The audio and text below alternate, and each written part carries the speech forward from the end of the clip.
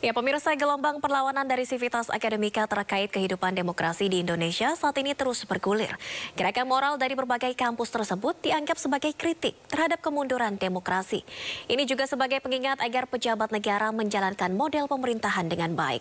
Dan untuk membahasnya lebih jauh, kami telah terhubung sore hari ini bersama pengajar Sekolah Tinggi Hukum Indonesia Jentera, Rizky Argama. Selamat sore, Mas Rizky. Selamat sore, Mbak Valeri. Iya, Mas Rizky, baru saja siang tadi dari STH Jentera ini menyuarakan beberapa pesan terkait kemunduran demokrasi di tanah air. Bisa dielaborasi apa saja poin-poin pesan yang ingin disampaikan? Baik, terima kasih Mbak Valeri.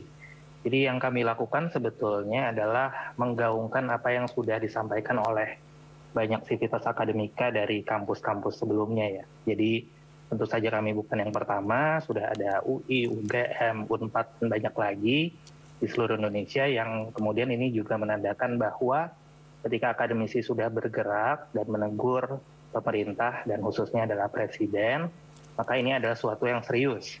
Artinya memang situasi demokrasi Indonesia itu tidak baik-baik saja. Apa yang menjadi poin kami, yang pertama adalah kenapa akademisi sampai bergerak, termasuk kami di Sekolah Hukum Jentera, ini merupakan kewajiban sekaligus tanggung jawab moral kami sebagai akademisi.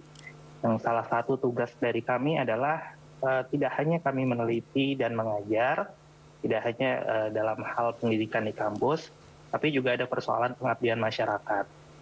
Jadi yang perlu ditegaskan adalah kami yang ada di kampus itu mengabdi pada masyarakat. Apa yang kami kerjakan dari sisi pengajaran, pendidikan, dan penelitian, itu semuanya untuk kepentingan masyarakat. Jadi bukan pengabdi penguasa, itu yang perlu ditekankan. Jadi sebetulnya ini bentuk kepedulian kami. Kami merasa bertanggung jawab secara moral, tidak saja terhadap memberikan teguran kepada penguasa yang salah melangkah, tapi juga sekaligus mengedukasi dan memberikan kesadaran terhadap masyarakat bahwa situasi hari ini itu tidak bisa dibiarkan. Apa yang terjadi hari ini sebetulnya bukan merupakan sesuatu yang baru-baru saja terjadi. Ini merupakan rentetan peristiwa yang sudah lama terjadi. Kami sendiri di Jentera sudah berkali-kali mengingatkan bahwa apa yang dilakukan oleh pemerintah bersama koalisinya di DPR itu sudah banyak melampaui apa yang diamanatkan oleh hukum, oleh konstitusi, mulai dari persoalan proses legislasi berbagai macam rancangan undang-undang yang tidak partisipatif, tertutup, tidak sesuai dengan masyarakat. Kemudian persoalan pembatasan kebebasan sipil di berbagai macam aspek, dan juga soal peristiwa kriminalisasi aktivis yang kita bisa lihat dengan sehari-hari gitu ya, bahwa itu menjadi terus bergelombang gitu, snowballing terus sampai hari ini. Dan apa yang terjadi baru-baru ini ketika kemudian akademisi bergerak, menyatakan sikapnya, tapi kemudian respon yang didapatkan pun sebetulnya tidak bisa dibilang positif ya. Mulai dari tuduhan bahwa akademisi ini dianggap tidak berpihak atau berpihak pada calon tertentu, atau misalnya pernyataan-pernyataan dari Presiden Joko Widodo bahwa apa yang dilakukan oleh akademisi itu dalam tanda kutip sekadar ekspresi dari kebebasan berpendapat. Kami pikir itu salah satu bentuk dari pengerdilan ya, jadi pengkerdilan sikap atau pernyataan yang disampaikan oleh para akademisi, termasuk para guru besar. Seharusnya yang dilakukan oleh Presiden Joko Widodo adalah tidak membuat pernyataan yang sifatnya mengkerdilkan seperti itu, tapi justru harusnya dengan memperbaiki attitude-nya, perbuatannya. Bahwa ketika Presiden Joko Widodo sudah ditegur, artinya ada yang salah dengan perbuatan itu dan seharusnya beliau mengkoreksi perbuatannya. Baik, Mas Rizky, proses legislasi tidak sesuai kebutuhan, kemudian kriminalisasi aktivis. Apakah masih ada indikator-indikator lain kemunduran demokrasi yang dirasakan oleh Civitas Akademika akhir-akhir ini? Kami pikir yang paling terakhir yaitu putusan Mahkamah Konstitusi nomor 90 tahun 2023 itu jadi salah satu titik kulminasi ya, bahwa itu menjadi bukti nyata bahwa perilaku melanggar etik itu justru mendapatkan layanan panggung politik tertinggi gitu. Jadi ya kita tahu putusan itu bermasalah, bahkan sudah diputuskan oleh Majelis Kehormatan Mahkamah Konstitusi bahwa hakim yang bersangkutan itu dianggap melanggar etik, melakukan pelanggaran berat, hingga diberhentikan dari jabatannya, dan putusan itu pun dianggap sebetulnya cacat, meskipun tidak ada konsekuensi lebih lanjut berupa pembatalan putusan. Tapi kita bisa melihat bahwa saat ini panggung politik yang kita lihat hari ini terjadi adalah panggung politik yang melayani pihak-pihak yang sudah terbukti melanggar etik. Dan proses yang terjadi hari ini adalah proses yang didasarkan pada putusan yang cacat. Kita tahu bahwa di antara 3 kandidat yang berkontestasi dalam Pilpres kali ini itu salah satunya itu sama sekali tidak bisa dianggap sahih sebagai calon yang melenggang berdasarkan konstitusi. Dia adalah calon yang cacat secara etik. Jadi itu yang salah satu yang tidak bisa dibenarkan.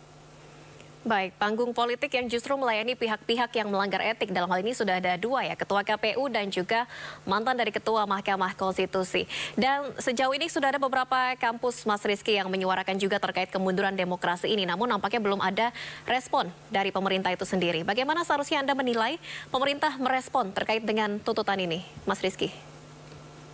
Kami sendiri dari Jentera mengajukan beberapa desakan ya. Yang pertama itu adalah Presiden Jokowi itu harus segera menghentikan praktik-praktik bernegara yang perampangan. Jadi apa yang sudah dilakukan hari ini itu sebetulnya sudah melampaui jauh dari apa yang diatur atau ditetapkan oleh konstitusi. Jadi seharusnya Presiden Joko Widodo itu menjalankan saja kewajiban hukumnya sebagai kepala negara sekaligus kepala pemerintahan, salah satunya dengan cara menjunjung tinggi hukum, etika, dan konstitusi. Itu saja gitu. Jadi beliau harus menghentikan berbagai macam akrobat politik dan praktik bernegara yang sudah ugal-ugalan hari ini. Yang kedua adalah tidak saja Presiden Jokowi, tapi juga seluruh pejabat, seluruh elemen pemerintahan, tidak hanya di tingkat pusat, tapi juga tingkat daerah, dan juga di tingkat desa.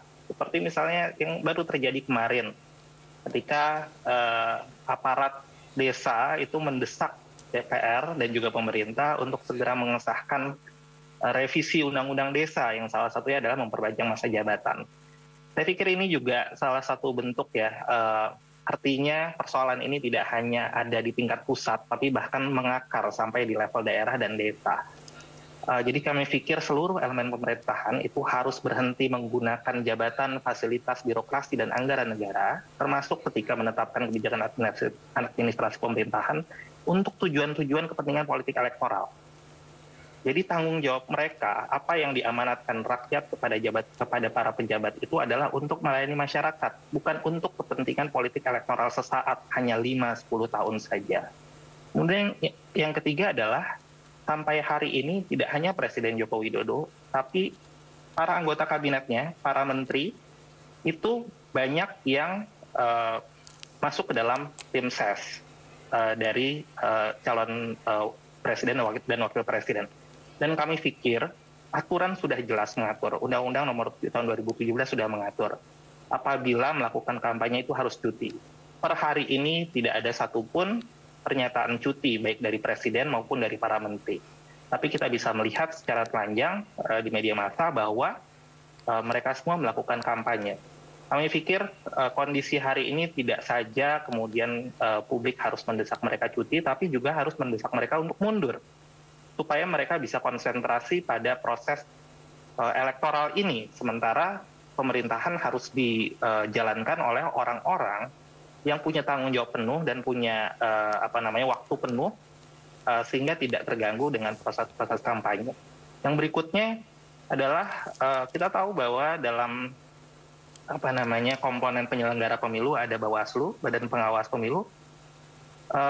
Kami pikir Bawaslu harus lebih berani, harus lebih konsisten, tidak diskriminatif, dan harus menindak apabila ada pelanggaran yang terjadi. Tidak pandang bulu apakah dia seorang pejabat negara, pejabat daerah, apabila dia melakukan kesalahan yang diatur oleh Undang-Undang Pemilu, maka harus ditindak.